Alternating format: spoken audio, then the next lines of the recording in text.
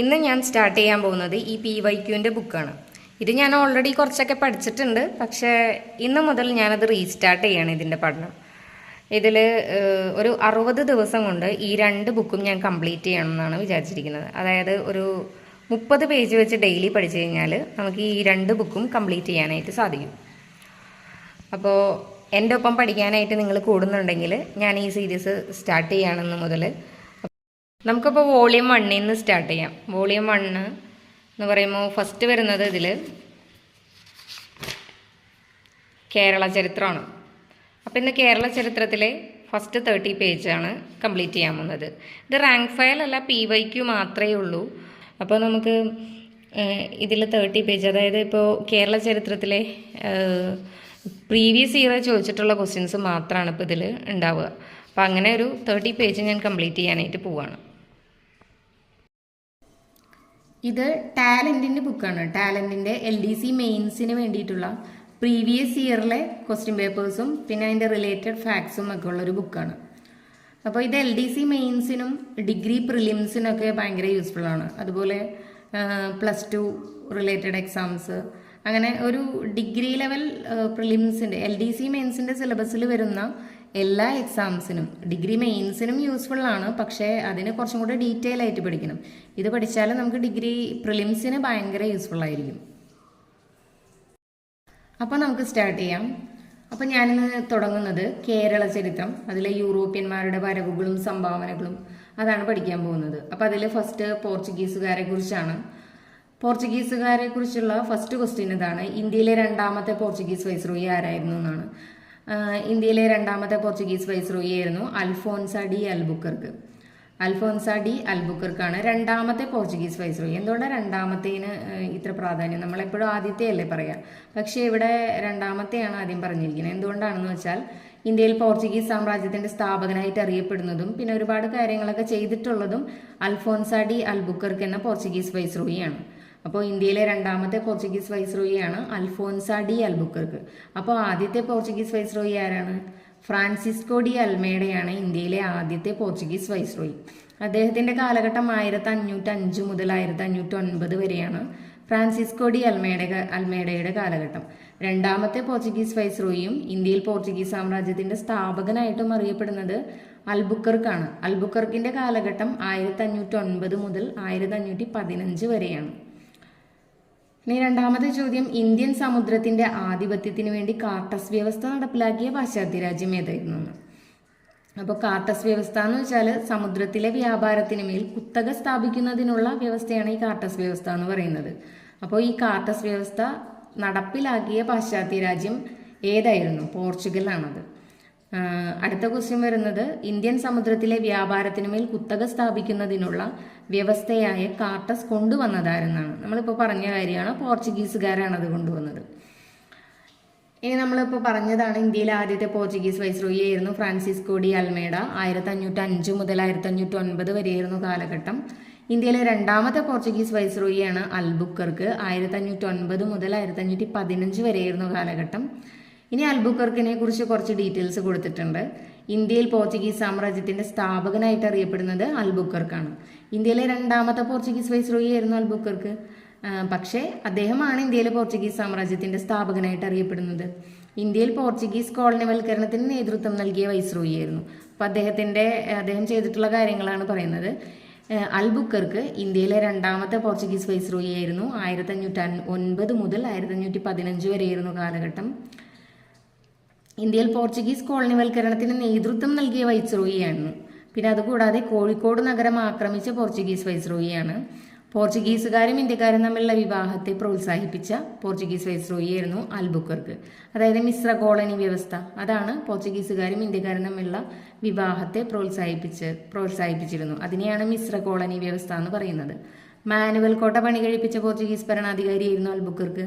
അതുകൂടാതെ മലാക്കയും ഹോർമൂസും കീഴടക്കി.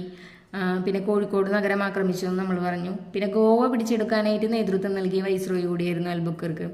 പിന്നെ പോർച്ചുഗീസ് ആസ്ഥാനം കൊച്ചിയിലായിരുന്നു, അവിടെ നിന്ന് ഗോവയിലേക്ക് മാറ്റിയ വൈസ്രോയിയും അൽബുക്കർക്കാണ്. അപ്പോൾ ഇന്ത്യൻ പോർച്ചുഗീസ് സാമ്രാജ്യത്തിന്റെ സ്ഥാപകനായിട്ട് അറിയപ്പെടുന്നത് അൽബുക്കർക്കാണ്. 1509 മുതൽ 1515 വരെയായിരുന്നു കാലഘട്ടം. ഇന്ത്യയിലെ രണ്ടാമത്തെ പോർച്ചുഗീസ് വൈസ്രോയി ആയിരുന്നു. പോർച്ചുഗീസുകാരും ഇന്ത്യക്കാരും തമ്മിലുള്ള വിവാഹത്തെ പ്രോത്സാഹിപ്പിച്ചു, മാനുവൽ കോട്ട പണി കഴിപ്പിച്ചു, മലാക്കയും ഹോർമൂസും കീഴടക്കി, പിന്നെ ഗോവ പിടിച്ചെടുക്കാൻ നേതൃത്വം നൽകി. പിന്നെ കൊച്ചിയിൽ നിന്നും ഗോവയിലേക്ക് പോർച്ചുഗീസിന്റെ ആസ്ഥാനം മാറ്റിയ വൈസ്രോയിയും അൽബുക്കർക്കാണ്. അപ്പം നമ്മുടെ ഫസ്റ്റ് പേജ് കഴിഞ്ഞു കേട്ടോ. ഇനി രണ്ടാമത്തെ പേജ്.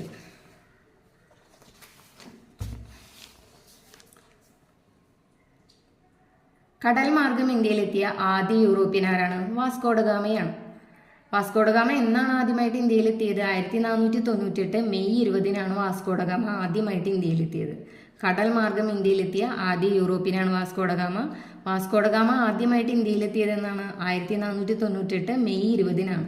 ഇനി വാസ്കോഡഗാമ സഞ്ചരിച്ച കപ്പലിന്റെ പേരെന്തായിരുന്നു? സെന്റ് ഗബ്രിയേൽ എന്നായിരുന്നു. 1498 മെയ് 20 ഇന്ത്യയിലെത്തി. അന്ന് സഞ്ചരിച്ച കപ്പലിന്റെ പേര് സെന്റ് ഗബ്രിയേൽ എന്നായിരുന്നു. ഇനി വാസ്കോഡഗാമ രണ്ടാമതായിട്ട് ഇന്ത്യയിലെത്തിയത് 1502. First ഇന്ത്യയിലെത്തിയത് 1498 May 20. രണ്ടാമതായിട്ട് ഇന്ത്യയിലെത്തിയത് 1502. ഇനി വാസ്കോഡഗാമ മൂന്നാമതും അവസാനമായിട്ടും ഇന്ത്യയിലെത്തിയത് എന്നായിരുന്നു? 1524. അപ്പോൾ എത്തിയപ്പോൾ ആള് പോർച്ചുഗീസിന്റെ വൈസ്രോയി കൂടിയായിരുന്നു. അപ്പോൾ വാസ്കോഡഗാമ ആദ്യമായിട്ട് ഇന്ത്യയിലെത്തിയത് 1498 മെയ് 20 സെന്റ് ഗബ്രിയേൽ എന്ന കപ്പലിലായിരുന്നു സഞ്ചരിച്ചത്. പിന്നെ രണ്ടാമതായിട്ട് ഇന്ത്യയിലെത്തിയത് 1502. മൂന്നാമതായിട്ട് പോർച്ചുഗീസ് വൈസ്രോയി ആയിട്ട് എത്തിയത് 1524. ഇനി കാർട്ടസ് വ്യവസ്ഥയുടെ കാര്യം നമ്മൾ നേരത്തെ ഒരു ക്വസ്റ്റ്യനിൽ പറഞ്ഞു. അപ്പോൾ എന്താണ് കാർട്ടസ് വ്യവസ്ഥ എന്ന് ഇവിടെ കൊടുത്തിട്ടുണ്ട്. ഇന്ത്യയുടെ ഏതെങ്കിലും ഭാഗങ്ങളുമായിട്ട് മറ്റു കപ്പലുകൾ വ്യാപാരം നടത്തുന്നത് തടയുന്നതിന് വേണ്ടിയിട്ട് പോർച്ചുഗീസ് ഉദ്യോഗസ്ഥർ നൽകിയിരുന്ന ഒരു പാസ്, അതാണ് കാർട്ടസ്.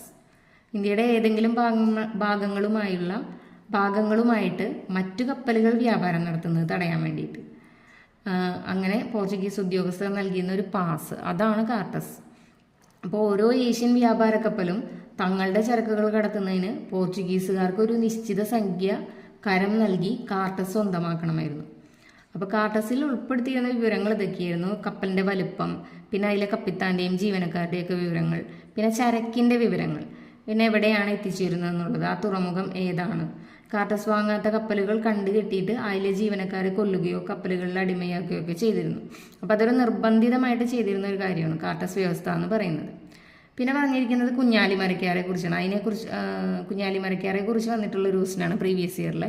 പോർച്ചുഗീസുകാരുടെ കയ്യിൽ നിന്ന് ചാലിയങ്കോട്ട തിരിച്ചു പിടിക്കാൻ സാമൂതിരിയെ സഹായിച്ചത് ആരാണെന്ന്? അത് കുഞ്ഞാലിമരക്കാർ മൂന്നാമനായിരുന്നു. പോർച്ചുഗീസുകാരുടെ കയ്യിൽ നിന്ന് ചാലിയങ്കോട്ട തിരിച്ചു പിടിക്കാൻ സാമൂതിരിയെ സഹായിച്ചത് ആരായിരുന്നു? കുഞ്ഞാലിമരക്കാർ മൂന്നാമനായിരുന്നു. കോഴിക്കോട് ഭരണം നടത്തിയിരുന്ന സാമൂതിരിമാരുടെ നാവികപ്പടയുടെ തലവന്മാരായിരുന്നു ഈ കുഞ്ഞാലിമരക്കാർ എന്ന് പറയുന്നത്. കുഞ്ഞാലിമരക്കാർ മൂന്നാമനാണ് പോർച്ചുഗീസുകാരുടെ കയ്യിൽ നിന്ന് ചാലിയങ്കോട്ട തിരിച്ചു പിടിക്കാൻ സാമൂതിരിയെ സഹായിച്ചത്. അവരാരായിരുന്നു? കോഴിക്കോട് ഭരണം നടത്തിയിരുന്ന സാമൂതിരിമാരുടെ നാവികപ്പടയുടെ തലവന്മാരായിരുന്നു കുഞ്ഞാലിമരക്കാർ. ഈ കുഞ്ഞാലിമരക്കാർമാരുടെ ആസ്ഥാനം ഏതായിരുന്നു? വടകരയ്ക്കടുത്തുള്ള പുതുപ്പണത്തെ മരക്കാർ കോട്ട. അത് കോഴിക്കോടാണ്. വടകരയ്ക്കടുത്തുള്ള പുതുപ്പണത്തെ മരക്കാർ കോട്ടയായിരുന്നു ഈ കുഞ്ഞാലിമരക്കാർമാരുടെ ആസ്ഥാനം. സാമൂതിരിമാരുടെ നാവികപ്പടയുടെ തലവന്മാരായിരുന്നു ഈ കുഞ്ഞാലിമരക്കാർമാർ. ഇനി പോർച്ചുഗീസുകാർക്കെതിരെ കുഞ്ഞാലിമരക്കാർമാർ സ്വീകരിച്ച യുദ്ധമുറ ഉണ്ടായിരുന്നു. അതാണ് ഗറില്ല അല്ലെങ്കിൽ ഒളിപ്പോരെന്നറിയപ്പെട്ടിരുന്നത്.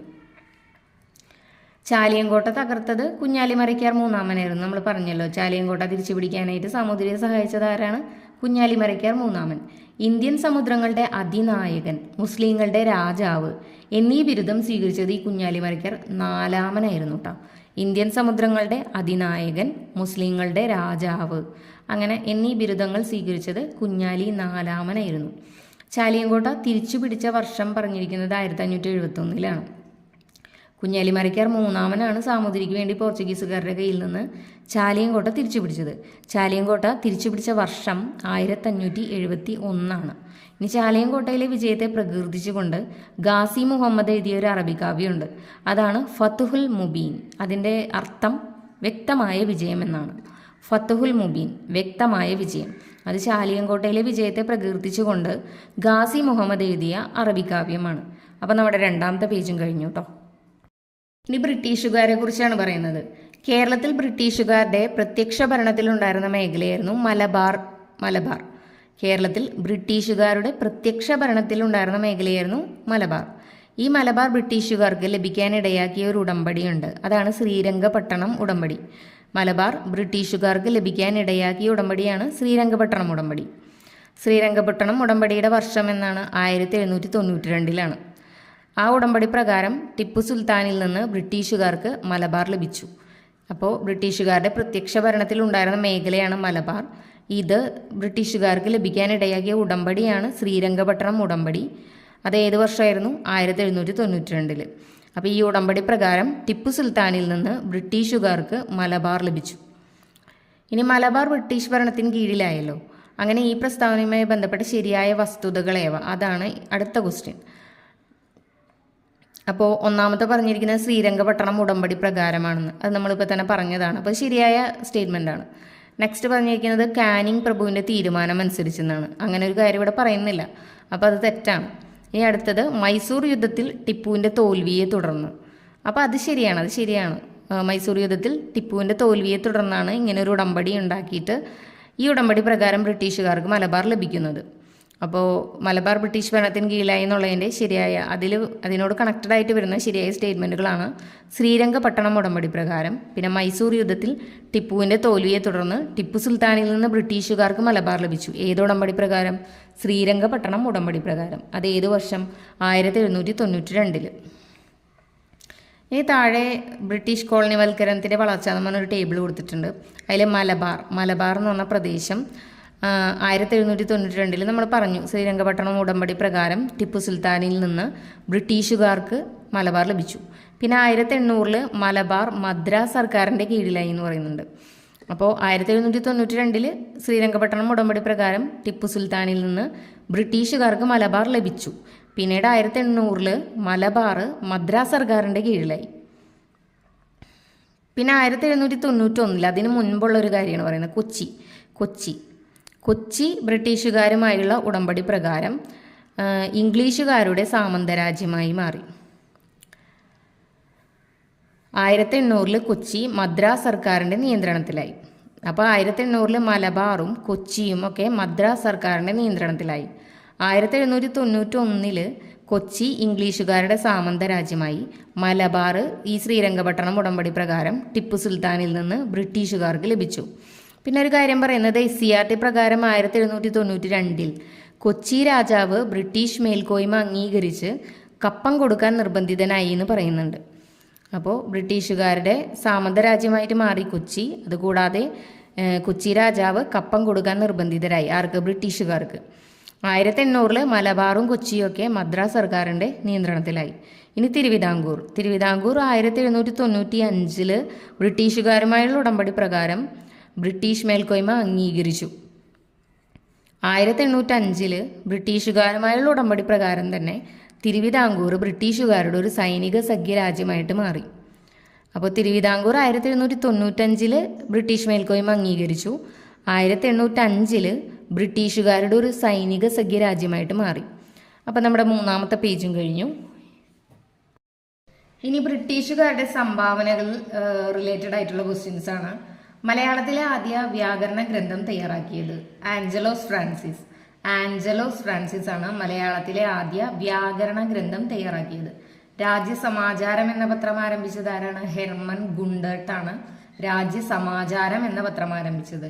മലയാളത്തിലെ ആദ്യ വ്യാകരണ ഗ്രന്ഥം ആഞ്ചലോസ് ഫ്രാൻസിസ്. രാജ്യസമാചാരം എന്ന പത്രം ആരംഭിച്ചത് ഹെർമൻ ഗുണ്ടർട്ട് ആണ്. ആദ്യമായി മലയാളം നിഘണ്ടു സമാഹരിച്ച് തയ്യാറാക്കിയത് ആരാണ്? ഹെർമൻ ഗുണ്ടർട്ട് തന്നെയാണ്. ആദ്യമായി മലയാളം നിഘണ്ടു ഹെർമൻ ഗുണ്ടർട്ട്. രാജ്യസമാചാരം എന്ന പത്രം ഹെർമൻ ഗുണ്ടർട്ട്. ആദ്യ വ്യാകരണ ഗ്രന്ഥം മലയാളത്തിലെ അത് ആഞ്ചലോസ് ഫ്രാൻസിസ് ആണ്. അടുത്ത ക്വസ്റ്റ്യൻ, താഴെ തന്നിരിക്കുന്ന പ്രസ്താവനകളിൽ ഹെർമൻ ഗുണ്ടർട്ടുമായി ബന്ധപ്പെട്ടത് എന്താണെന്നാണ്. രണ്ടാമത്തെ മാത്രമാണ് ശരിയായിട്ടുള്ള ഉത്തരം. ശരിയായത് മാത്രം നമുക്ക് വായിക്കാം. രാജ്യസമാചാരം, പശ്ചിമോദയം എന്നീ പേരുകളിൽ 2 മലയാള പത്രങ്ങൾ ആരംഭിച്ചത് ഹെർമൻ ഗുണ്ടർട്ടാണ്. രാജ്യസമാചാരം എന്ന പത്രം നമ്മൾ പറഞ്ഞു. അതുകൂടാതെ രാജ്യസമാചാരം, പശ്ചിമോദയം എന്നീ പേരുകളിൽ 2 മലയാള പത്രങ്ങൾ ആരംഭിച്ചത് ഹെർമൻ ഗുണ്ടർട്ടാണ്. ഇനി മലയാളത്തിൽ വ്യാകരണ ഗ്രന്ഥങ്ങളും നിഘണ്ടുവും ഒക്കെ തയ്യാറാക്കുന്നതിന് കൂടുതൽ താല്പര്യം പ്രകടിപ്പിച്ചിരുന്നത് ജസ്യൂട്ട് മിഷണറിമാരാണ്. മലയാളത്തിൽ വ്യാകരണ ഗ്രന്ഥങ്ങളും നിഘണ്ടുവും തയ്യാറാക്കുന്നതിന് കൂടുതൽ താല്പര്യം പ്രകടിപ്പിച്ചിരുന്നത് ജസ്യൂട്ട് മിഷണറിമാർ. മലയാളത്തിലെ ആദ്യത്തെ വ്യാകരണ ഗ്രന്ഥം തയ്യാറാക്കിയത് നമ്മൾ പറഞ്ഞു ആഞ്ചലോസ് ഫ്രാൻസിസ് ആണ്. രാജ്യസമാചാരം എന്ന പത്രം ആരംഭിച്ചത് ഹെർമൻ ഗുണ്ടർട്ട്. മലയാളം നിഘണ്ടു തയ്യാറാക്കിയത് ഹെർമൻ ഗുണ്ടർട്ട്. അതുപോലെ തന്നെ പശ്ചിമോദയം എന്നീ പത്രം ആരംഭിച്ചതും ഹെർമൻ ഗുണ്ടർട്ട്. മലയാളത്തിൽ അച്ചടിച്ച ആദ്യത്തെ സമ്പൂർണ്ണ ഗ്രന്ഥം സംക്ഷേപ വേദാർത്ഥം. ഈ സംക്ഷേപ വേദാർത്ഥം രചിച്ചത് ആരാണ്? ക്ലമൻ പിയാനോസ് ആണ്. സംക്ഷേപ വേദാർത്ഥം ജനിച്ചതാരാണ്? ക്ലമൻ പിയാനോസ് രചിച്ചത് കേട്ടോ. സംക്ഷേപ വേദാർത്ഥം രചിച്ചത് ക്ലമൻ പിയാനോസ്. മലയാളത്തിൽ അച്ചടിച്ച ആദ്യത്തെ സമ്പൂർണ്ണ ഗ്രന്ഥമാണ് സംക്ഷേപ വേദാർത്ഥം. മലയാളത്തിലെ ആദ്യത്തെ പത്രങ്ങളായ രാജ്യസമാചാരം, പശ്ചിമോദയം എന്നിവ പ്രസിദ്ധപ്പെടുത്തിയത് ആരാണെന്ന് ചോദിച്ചാലും ഹെർമൻ ഗുണ്ടർട്ട് എന്ന് തന്നെയാണ് പറയാം. വർഷം 1847 നോട്ട് ചെയ്ത് വയ്ക്കുക. വർഷം 1847. മലയാളത്തിലെ ആദ്യത്തെ ആധികാരിക വ്യാകരണ ഗ്രന്ഥം തയ്യാറാക്കിയത് ആരാണെന്ന് ചോദിച്ചാൽ ഹെർമൻ ഗുണ്ടർട്ടാണ്. മലയാളത്തിലെ ആദ്യ വ്യാകരണ ഗ്രന്ഥം തയ്യാറാക്കിയത് ആഞ്ചലോസ് ഫ്രാൻസിസ് ആണ്.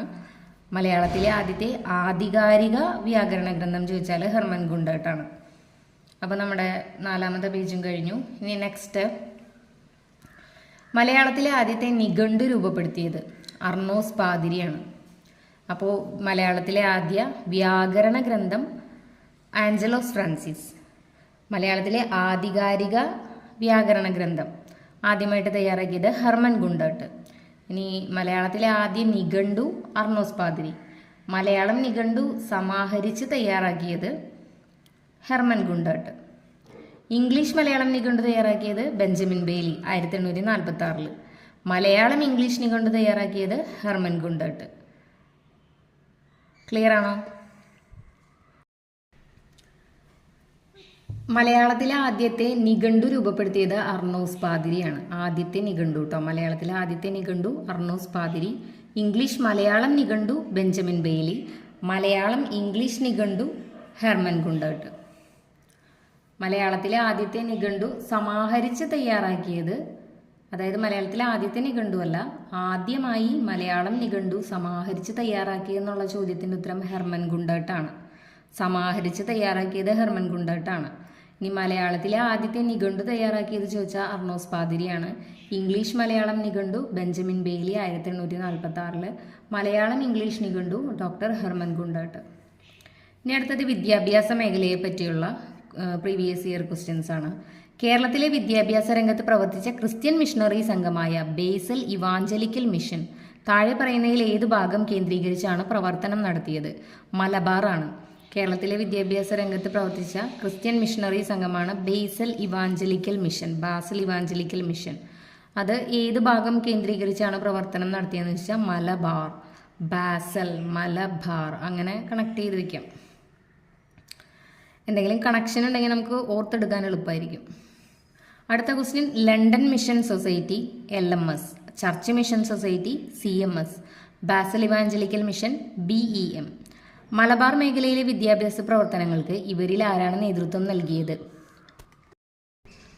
മലബാർ മേഖലയിലെ വിദ്യാഭ്യാസ പ്രവർത്തനങ്ങൾക്ക് നേതൃത്വം നൽകിയത് ആരാണ്? ബേസൽ ഇവാഞ്ചലിക്കൽ മിഷനാണ്. നമ്മളത് ഇപ്പം തന്നെ പറഞ്ഞിട്ടുള്ളൂ അല്ലേ. ലണ്ടൻ മിഷൻ സൊസൈറ്റി, അതായത് LMS എന്ന് പറയുന്നതിൻ്റെ പ്രവർത്തന മേഖല തിരുവിതാംകൂറായിരുന്നു. ചർച്ച് മിഷൻ സൊസൈറ്റി CMSൻ്റെ പ്രവർത്തന മേഖല കൊച്ചിയും തിരുവിതാംകൂറും ഉണ്ടായിരുന്നു. ബേസൽ ഇവാഞ്ചലിക്കൽ മിഷനാണ് മലബാർ പ്രവർത്തന മേഖല. അപ്പോൾ London mission society Thiruvithamkoor, church mission society കൊച്ചിയും തിരുവിതാംകൂറും. മലബാർ മേഖലയിലെ വിദ്യാഭ്യാസ പ്രവർത്തനങ്ങൾക്ക് നേതൃത്വം നൽകിയത് ബേസൽ ഇവാഞ്ചലിക്കൽ മിഷനുമായിരുന്നു. ഇനി കേരളത്തിൻ്റെ വിജ്ഞാന മേഖലയുമായി ബന്ധപ്പെട്ട് താഴെ കൊടുത്തിരിക്കുന്നവയിൽ തെറ്റായ പ്രസ്താവന ഏതാണെന്നാണ് ചോദിച്ചിരിക്കുന്നത്. അപ്പോൾ കൊച്ചിയിലെ ആദ്യ സ്കൂൾ 1812, അതാണ് തെറ്റായിട്ട് കൊടുത്തിരിക്കുന്നത്. നമുക്കപ്പോൾ ശരിയായത് മാത്രം പറയാം, തെറ്റ് പറയണ്ട. കേരളത്തിൻ്റെ വിജ്ഞാന മേഖലയുമായി ബന്ധപ്പെട്ട് ശരിയായ പ്രസ്താവനകൾ മാത്രം പറയാം. അപ്പോൾ മലബാറിൽ വിദ്യാഭ്യാസം പ്രചരിപ്പിക്കുന്നതിന് നേതൃത്വം നൽകിയത് ബേസൽ ഇവാഞ്ചലിക്കൽ മിഷനാണ്. അത് നമ്മളിപ്പോൾ തന്നെ പറഞ്ഞോളൂ. പിന്നെ റാണി ഗൗരി പാർവതി സൗജന്യവും നിർബന്ധിതവുമായ വിദ്യാഭ്യാസം തിരുവിതാംകൂറിൽ നടപ്പിലാക്കി. റാണി ഗൗരി പാർവതിയാണ് സൗജന്യവും നിർബന്ധിതവുമായിട്ടുള്ള വിദ്യാഭ്യാസം തിരുവിതാംകൂറിൽ നടപ്പിലാക്കിയത് ഗൗരി പാർവതിയാണ്. പിന്നെ സ്പാനിഷ് മിഷണറി ആയിരുന്ന ട്വിങ്കിൾ ടാബ് നാഗർകോവിൽ ഉൾപ്പെടെയുള്ള പ്രദേശത്ത് ഇംഗ്ലീഷ് സ്കൂളുകൾ സ്ഥാപിച്ചു. സ്പാനിഷ് മിഷണറിയാണ് ട്വിങ്കിൾ ടാബ്. അത് നാഗർകോവിൽ ഉൾപ്പെടെയുള്ള പ്രദേശത്ത് ഇംഗ്ലീഷ് സ്കൂളുകൾ സ്ഥാപിച്ചത് ട്വിങ്കിൾ ടാബ് എന്ന സ്പാനിഷ് മിഷണറി. ഇനി കേരളത്തിലെ വിദ്യാഭ്യാസ പ്രവർത്തനത്തിന് നേതൃത്വം നൽകിയ ലണ്ടൻ മിഷണറി സംഘത്തിലെ പ്രധാനിയായിരുന്നു റവറൻഡ് മീഡ് എന്ന് പറയുന്നത്. കേരളത്തിലെ വിദ്യാഭ്യാസ പ്രവർത്തനത്തിന് നേതൃത്വം നൽകിയ ലണ്ടൻ മിഷണറി സംഘത്തിലെ പ്രധാനി റവറൻഡ് മീഡ്. ലണ്ടൻ മിഷൻ സൊസൈറ്റിയുടെ പ്രവർത്തന മേഖല തിരുവിതാംകൂറായിരുന്നു. അപ്പോൾ ലണ്ടൻ മിഷണറി സംഘത്തിലെ പ്രധാനിയായിരുന്നു റവറൻഡ് മീഡ്. 1818 മട്ടാഞ്ചേരിയിൽ ഒരു വിദ്യാലയം സ്ഥാപിക്കാൻ നേതൃത്വം നൽകിയത് ഡൗസൺ ആയിരുന്നു. 1818 മട്ടാഞ്ചേരിയിൽ വിദ്യാലയം സ്ഥാപിക്കാൻ നേതൃത്വം നൽകിയത് ഡൗസൺ. ലണ്ടൻ മിഷൻ സൊസൈറ്റിയുടെ പ്രവർത്തനത്തിന് നേതൃത്വം നൽകിയ സംഘത്തിലെ പ്രധാനിയായിരുന്നു റവറൻഡ് മീഡ്. 1818 മട്ടാഞ്ചേരിയിൽ വിദ്യാലയം സ്ഥാപിക്കാൻ നേതൃത്വം നൽകിയത് ഡൗസൺ. ഇനി അടുത്ത മിഷണറി സംഘങ്ങളും പ്രവർത്തന മേഖലകളും അത് നമ്മളിപ്പോൾ തന്നെ പറഞ്ഞു. London mission society Thiruvithamkoor, church mission society കൊച്ചിയും തിരുവിതാംകൂറും, ബേസിൽ ഇവാഞ്ചലിക്കൽ മിഷൻ മലബാർ. അപ്പോൾ നമ്മുടെ ഈ പേജും കഴിഞ്ഞു. നാഗർകോവിൽ ഉൾപ്പെടെയുള്ള തിരുവിതാംകൂറിന്റെ തെക്കൻ പ്രദേശങ്ങളിൽ ഇംഗ്ലീഷ് വിദ്യാലയം സ്ഥാപിക്കാൻ നേതൃത്വം നൽകിയ സാൽവേഷൻ ആർമി വിഭാഗത്തിലെ മിഷണറി ആയിരുന്നു ടിങ്കിൾ ടാബ്. ടിങ്കിൾ ടാബ് നമ്മൾ നേരത്തെ പറഞ്ഞു, സ്പാനിഷ് മിഷണറിമാരായിരുന്നു എന്ന്. ടിങ്കിൾ ടാബ് അത് നാഗർകോവിൽ ഉൾപ്പെടെയുള്ള തിരുവിതാംകൂറിന്റെ തെക്കൻ പ്രദേശങ്ങളിൽ ഇംഗ്ലീഷ് വിദ്യാലയം സ്ഥാപിക്കാൻ നേതൃത്വം നൽകിയ സാൽവേഷൻ ആർമി വിഭാഗത്തിലെ മിഷണറി ആയിരുന്നു ടിങ്കിൾ ടാബ്. ടിങ്കിൾ ടാബ് നാഗർകോവിലിൽ ഇംഗ്ലീഷ് വിദ്യാഭ്യാസം. നാഗർകോവിൽ ഉൾപ്പെടെയുള്ള തിരുവിതാംകൂറിന്റെ തെക്കൻ പ്രദേശങ്ങളിൽ ഇംഗ്ലീഷ് വിദ്യാഭ്യാസം സ്ഥാപിക്കാനായിട്ട്. ഇനി 1862 എല്ലാ മതത്തിലും ജാതിയിലും പെട്ട കുട്ടികൾക്ക് പഠിക്കുന്നതിനായിട്ട് മലബാറിൽ സ്ഥാപിക്കപ്പെട്ട വിദ്യാലയമായിരുന്നു ബ്രണ്ണൻ സ്കൂൾ. 1862 എല്ലാ മതത്തിലും ജാതിയിലും പെട്ട കുട്ടികൾക്ക് പഠിക്കാനായിട്ട് മലബാറിൽ സ്ഥാപിക്കപ്പെട്ട വിദ്യാലയമായിരുന്നു ബ്രണ്ണൻ സ്കൂൾ.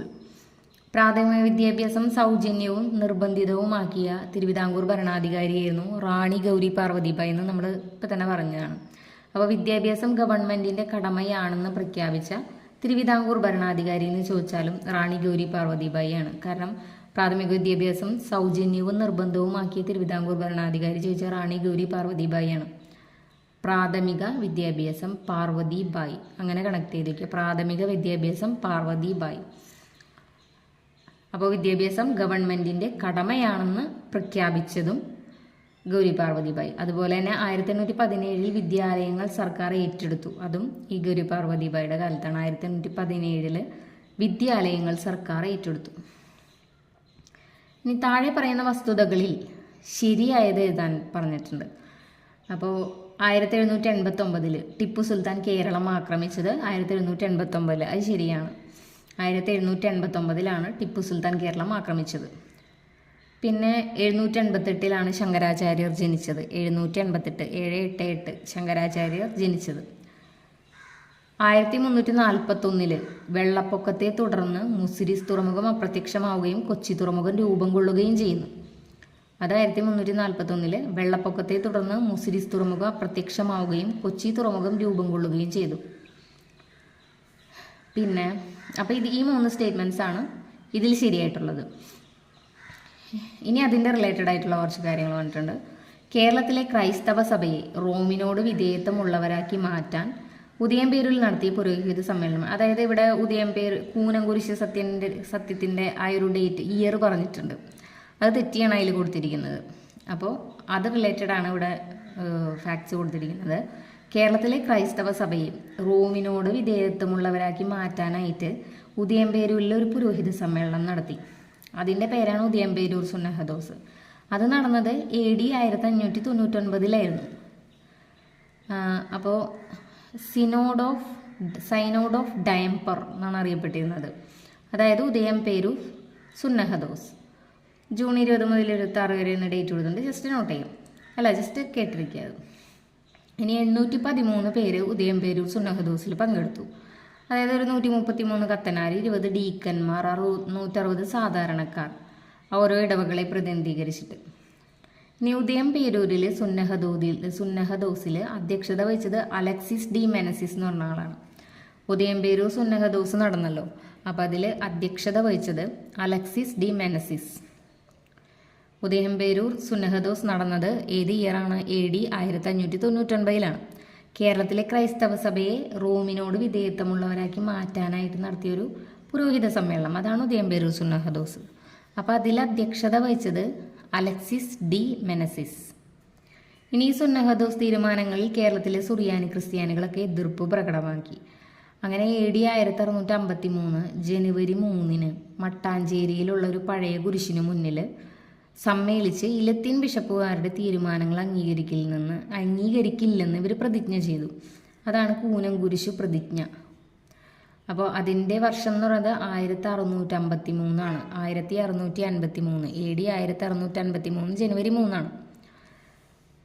ഉദയംപേരൂർ സുന്നഹദോസിൽ അധ്യക്ഷത വഹിച്ചത് അലക്സിസ് ഡി മെനസിസ് ആണ്. അത് റോമിനോട് വിധേയത്വമാക്കി മാറ്റാൻ വേണ്ടിയിട്ട് നടന്ന സമ്മേളനമാണ്.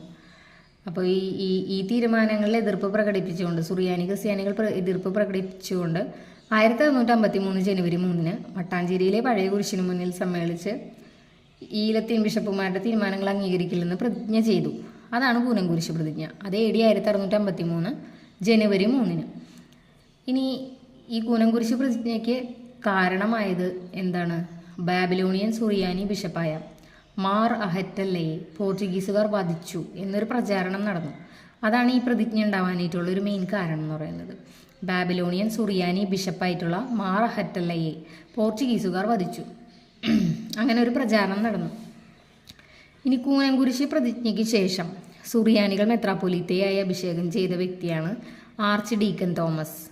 മാർത്തോമ ഒന്നാം എന്നറിയപ്പെടുന്ന ആർച്ച് ഡീക്കൻ തോമസിനെയാണ് കൂനംകുരിശ് പ്രതിജ്ഞയ്ക്ക് ശേഷം ഈ സുറിയാനി ക്രിസ്ത്യാനികൾ മെത്രാപ്പൊലീത്തയായിട്ട് അഭിഷേകം ചെയ്തു. ആർച്ച് ഡീക്കൻ തോമസ് അല്ലെങ്കിൽ മാർത്തോമ ഒന്നാമൻ. മതരംഗത്ത് പോർച്ചുഗീസുകാരുടെ പരാജയത്തിന് ഇടയാക്കിയ ഒരു സംഭവമായിരുന്നു ഈ കൂനംകുരിശ് പ്രതിജ്ഞ. അപ്പോൾ മതരംഗത്ത് പോർച്ചുഗീസുകാരുടെ പരാജയത്തിന് ഇടയാക്കിയ ഒരു സംഭവമാണ് കൂനംകുരിശ് പ്രതിജ്ഞ. 1653 ജനുവരി 3 നടന്നത്. ഈ ഉദയംപേരൂർ സുന്നഹദോസിനോടനുബന്ധിച്ച് നടന്നതാണ്. 1599 ഉദയംപേരൂർ സുന്നഹദോസ്. ഇനി ഹൈദർ അലിയുടെ നേതൃത്വത്തിൽ കേരളത്തിൽ ആക്രമണം തുടങ്ങിയ വർഷം 1760 കോലത്തുനാടുമായുള്ള രാഷ്ട്രീയ വിരോധത്തിൽ ഇടപെടാൻ ഹൈദർ അലിയെ ക്ഷണിച്ച കണ്ണൂരിലെ ഭരണാധികാരിയായിരുന്നു ആലി രാജ. ഹൈദർ അലിയുടെ നേതൃത്വത്തിൽ കേരളത്തിൽ ആക്രമണം തുടങ്ങിയത് 1760 കോലത്തുനാടുമായുള്ള രാഷ്ട്രീയ വിരോധത്തിൽ ഇടപെടാൻ ഹൈദരാലിയെ ക്ഷണിച്ച കണ്ണൂരിലെ ഭരണാധികാരിയായിരുന്നു ആലി രാജ. ആലി രാജയുടെ സഹായത്തോടെ ഹൈദരാലി കോലത്തുനാട് കൊട്ടാരം പിടിച്ചെടുത്തു. പിന്നെ തിരുവിതാംകൂർ, കൊച്ചി എന്നീ പ്രദേശങ്ങളെ ലക്ഷ്യം വെച്ചിട്ടുള്ള ഹൈദരാലിയുടെ രണ്ടാമത്തെ ആക്രമണം നടന്നു. അത് 1773 അപ്പോൾ കേരളത്തിൽ ഹൈദരാലി ആക്രമണം നടത്തിയത് 1760 അങ്ങനെ ആലിരാജയുടെ സഹായത്തോടെ, കണ്ണൂരിലെ ഭരണാധികാരിയായിരുന്നു ആലിരാജയുടെ സഹായത്തോടെ കോലത്തുനാട് കൊട്ടാരം പിടിച്ചെടുത്തു. പിന്നെ തിരുവിതാംകൂർ, കൊച്ചി പ്രദേശങ്ങളെ ലക്ഷ്യം വെച്ചുകൊണ്ടുള്ള ഒരു ആക്രമണം 1773 നടത്തി. മൈസൂർ ആക്രമണത്തെ ശക്തമായിട്ട് എതിർത്തു നിന്ന നാട്ടുരാജ്യമായിരുന്നു തിരുവിതാംകൂർ. ടിപ്പുവിൻ്റെ നേതൃത്വത്തിലുള്ള സൈന്യം തെക്കൻ മലബാർ പൂർണ്ണമായിട്ടും പിടിച്ചെടുത്തു. 1788 ടിപ്പുവിൻ്റെ നേതൃത്വത്തിൽ തെക്കൻ മലബാർ പൂർണ്ണമായിട്ടും പിടിച്ചെടുത്തത്.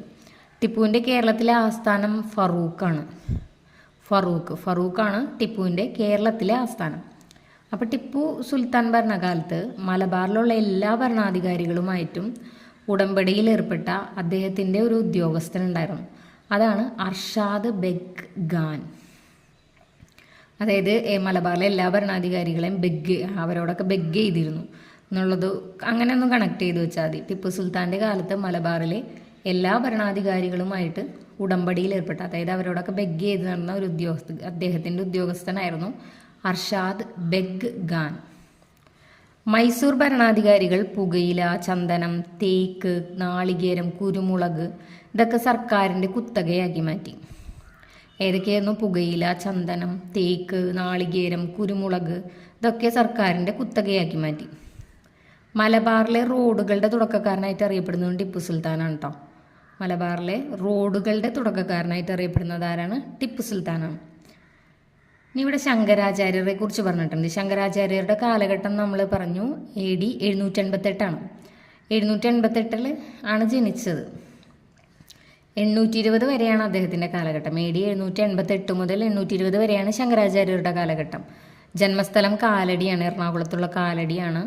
പ്രച്ഛന്ന ബുദ്ധൻ എന്നറിയപ്പെട്ടിരുന്നു. ശങ്കരാചാര്യർ അറിയപ്പെട്ടിരുന്ന പേരാണ് പ്രച്ഛന്ന ബുദ്ധൻ. പിന്നെ ശ്രീ ശങ്കരാചാര്യർ പ്രചരിപ്പിച്ച ദർശനമായിരുന്നു അദ്വൈത ദർശനം. അദ്വൈത ദർശനം എന്തായിരുന്നു? എല്ലാ ഭാരതീയ ദർശനങ്ങളുടെയും പൂർണ്ണത എന്ന് വിശേഷിപ്പിക്കപ്പെടുന്ന ഒരു ദർശനമായിരുന്നു അദ്വൈത ദർശനം. എല്ലാ ഭാരതീയ ദർശനങ്ങളുടെയും പൂർണ്ണത എന്ന് വിശേഷിപ്പിക്കപ്പെടുന്ന ദർശനം അദ്വൈത ദർശനം ശങ്കരാചാര്യർ പ്രചരിപ്പിച്ച ദർശനമാണ്. പ്രച്ഛന്നബുദ്ധൻ എന്നറിയപ്പെട്ടിരുന്ന ശങ്കരാചാര്യരാണ്. ജന്മസ്ഥലം കാലടി, എറണാകുളത്ത്. പിന്നെ കാലഘട്ടം AD 788 മുതൽ 820 വരെയായിരുന്നു. ഈ അഞ്ചുതെങ്ങ് കലാപത്തെക്കുറിച്ച് പറഞ്ഞിട്ടുണ്ട്. അഞ്ചുതെങ്ങ് കോട്ട സ്ഥിതി ചെയ്യുന്ന ജില്ല ഏതാണ്? തിരുവനന്തപുരത്താണ് അഞ്ചുതെങ്ങ് കോട്ട സ്ഥിതി ചെയ്യുന്നത്. ഇനി കുരുമുളകിൻ്റെ വ്യാപാര കുത്തക ബ്രിട്ടീഷുകാർ സ്വന്തമാക്കിയതുമായി ബന്ധപ്പെട്ടുണ്ടായ ഒരു കലാപമായിരുന്നു അഞ്ചുതെങ്ങ് കലാപം. 1697 ഈ അഞ്ചുതെങ്ങ് കലാപം നടന്നത്. അപ്പോൾ അഞ്ചുതെങ്ങ് കലാപം നടന്ന വർഷവും ചോദിച്ചിട്ടുണ്ട്. PYQ ആയിട്ട് പ്രീവിയസ് ഇയർ ചോദിച്ചിട്ടുണ്ട്. 1697 അഞ്ചുതെങ്ങ് കലാപം നടന്നത്. അതിൻ്റെ റീസൺ എന്തായിരുന്നു? കുരുമുളകിൻ്റെ വ്യാപാര കുത്തക ബ്രിട്ടീഷുകാർ സ്വന്തമാക്കി. അതുമായി ബന്ധപ്പെട്ട് വന്ന കലാപമാണ് അഞ്ചുതെങ്ങ് കലാപം. ഈ തെങ്ങുമ്മൊക്കെ കുരുമുളക് പടർത്തോലോ, അപ്പോൾ അങ്ങനെ ഒന്ന് കണക്ട് ചെയ്താൽ മതി. കുരുമുളകിൻ്റെ വ്യാപാര തുക ബ്രിട്ടീഷുകാർ വ്യാപാര കുത്തക അത് ബ്രിട്ടീഷുകാർ സ്വന്തമാക്കിയതുമായി ബന്ധപ്പെട്ടുണ്ടായ കലാപമാണ് അഞ്ചുതെങ്ങ് കലാപം. അത് 1697 നടന്നത്. അഞ്ചുതെങ്ങ് കോട്ട എവിടെയാണ്? തിരുവനന്തപുരത്താണ്. ഇംഗ്ലീഷ് ഈസ്റ്റ് ഇന്ത്യ കമ്പനിക്ക് വേണാട്ടിലുണ്ടായിരുന്ന ഏറ്റവും പ്രധാനപ്പെട്ട ഒരു പണ്ടകശാല കൂടിയായിരുന്നു അഞ്ചുതെങ്ങ്. അപ്പോൾ ഇംഗ്ലീഷ് ഈസ്റ്റ് ഇന്ത്യ കമ്പനിക്ക് വേണാട്ടിലുണ്ടായിരുന്ന ഏറ്റവും പ്രധാനപ്പെട്ട പണ്ടകശാല ഏതാണെന്ന് ചോദിച്ചാലും അഞ്ചുതെങ്ങാണ്. അഞ്ചുതെങ്ങ് കോട്ട തിരുവനന്തപുരത്താണ്. അഞ്ചുതെങ്ങ് കലാപം 1697. അതിൻ്റെ റീസൺ കുരുമുളകിൻ്റെ വ്യാപാര തുക ബ്രിട്ടീഷുകാർ സ്വന്തമാക്കിയുമായി ബന്ധപ്പെട്ടിട്ടുണ്ടായ കലാപം. തെങ്ങിൽ കുരുമുളക് പടർത്തോലോ, അപ്പോൾ അത് അഞ്ചുതെങ്ങും കുരുമുളകും കണക്ട് ചെയ്താൽ മതി. അപ്പോൾ നമ്മുടെ ഈ പേജും കഴിഞ്ഞു. അപ്പോൾ അഞ്ചുതെങ്ങ് കലാപത്തെക്കുറിച്ച് ഒരു ബോക്സ് ഇവിടെ കൊടുത്തിട്ടുണ്ട്. അഞ്ചുതെങ്ങ് കലാപം നടന്നത് എന്നാണ്? 1697 അതിൻ്റെ റീസൺ എന്തായിരുന്നു? കുരുമുളകിൻ്റെ വ്യാപാര കുത്തക ബ്രിട്ടീഷുകാർ സ്വന്തമാക്കിയതായിരുന്നു. പിന്നെ പണ്ടകശാല ഉണ്ടായിരുന്നല്ലോ അഞ്ചുതെങ്ങിൽ ഇംഗ്ലീഷ് ഈസ്റ്റ് ഇന്ത്യ കമ്പനിക്ക്. ഇംഗ്ലീഷ് ഈസ്റ്റ് ഇന്ത്യ കമ്പനിക്ക് വേണാട്ടിൽ ഉണ്ടായിരുന്ന ഏറ്റവും പ്രധാനപ്പെട്ട പണ്ടകശാലയായിരുന്നു അഞ്ചുതെങ്ങ്. കേരളത്തിൽ വിഴിഞ്ഞം, അഞ്ചുതെങ്ങ്, തലശ്ശേരി ഇവിടേക്കായിരുന്നു ബ്രിട്ടീഷുകാർക്ക് പണ്ടകശാലകൾ ഉണ്ടായിരുന്നത്. വിഴിഞ്ഞം, അഞ്ചുതെങ്ങ്, തലശ്ശേരി. അതിൽ അഞ്ചുതെങ്ങായിരുന്നു ഏറ്റവും പ്രധാനപ്പെട്ട പണ്ടകശാല. ഇനി തിരുവനന്തപുരത്ത് അഞ്ചുതെങ്ങിൽ ഇംഗ്ലീഷുകാർക്ക് വ്യാപാരശാലയും കോട്ടയും ഒക്കെ സ്ഥാപിക്കാൻ അനുവാദം നൽകിയ വേണാട് ഭരണാധികാരിയായിരുന്നു ഉമയമ്മ റാണി എന്ന ആറ്റിങ്ങൽ റാണി. അപ്പോൾ ഈ കോട്ടയം വ്യാപാരശാലയൊക്കെ അഞ്ചുതെങ്ങിൽ നിർമ്മിക്കാനായിട്ട് അനുവാദം നൽകിയത് ഉമയമ്മ റാണിയാണ്. അതിനുവേണ്ടി റാണിയിൽ നിന്നും അനുവാദം വാങ്ങിയെടുത്ത ബ്രിട്ടീഷുകാരനായിരുന്നു ജോൺ ബ്രാബോൺ എന്ന ബ്രിട്ടീഷുകാരനായിരുന്നു അതിനുവേണ്ടി അനുവാദം നേടിയെടുത്തത്. അങ്ങനെ 1684 പണ്ടകശാല തുറന്നു. 1690 കോട്ട കെട്ടാനുള്ള അനുമതി കിട്ടി. അങ്ങനെ അഞ്ചുതെങ്ങ് കോട്ടയുടെ പണി പൂർത്തിയായത് 1695 1690 കോട്ട കെട്ടാനുള്ള അനുമതി കിട്ടി. 1695 ഈ കോട്ടയുടെ പണി പൂർത്തിയാകുന്നത്. ഇനി ബ്രിട്ടീഷുകാരുടെ കേരളത്തിലെ പണ്ടകശാലകൾ നമ്മൾ പറഞ്ഞു ഏതൊക്കെയായിരുന്നു? വിഴിഞ്ഞവും തലശ്ശേരിയും. അതിൽ അഞ്ചുതെങ്ങായിരുന്നു ഏറ്റവും പ്രധാനപ്പെട്ട പണ്ടകശാല. ഇനി ആറ്റിങ്ങൽ കലാപവുമായി ബന്ധപ്പെട്ട ക്വസ്റ്റ്യൻസ് ആണ്. താഴെ കൊടുത്തിരിക്കുന്നവയിൽ ബ്രിട്ടീഷുകാർക്കെതിരെ കേരളത്തിൽ നടന്ന കലാപങ്ങളിൽ ആദ്യത്തേത് ഏതാണെന്നാണ്. അതായത് ആറ്റിങ്ങൽ കലാപമാണ്. കേരളത്തിൽ ബ്രിട്ടീഷുകാർക്കെതിരെ കേരളത്തിൽ നടന്ന കലാപങ്ങളിൽ ആദ്യത്തെ കലാപം ചോദിച്ചാൽ ആറ്റിങ്ങൽ കലാപമാണ്. അതുപോലെ തന്നെ ബ്രിട്ടീഷ് ആധിപത്യത്തിനെതിരെ കേരളത്തിൽ നടന്ന ആദ്യത്തെ സംഘടിത കലാപം ചോദിച്ചാലും ആറ്റിങ്ങൽ കലാപമാണ്. എന്നാണ് ആറ്റിങ്ങൽ കലാപം നടന്നത്? 1721 ഏപ്രിൽ 15 ആറ്റിങ്ങൽ കലാപം നടന്നത്. 1721 ഏപ്രിൽ 15 ബ്രിട്ടീഷുകാർക്കെതിരെ നടന്ന സംഘടിത കലാപം.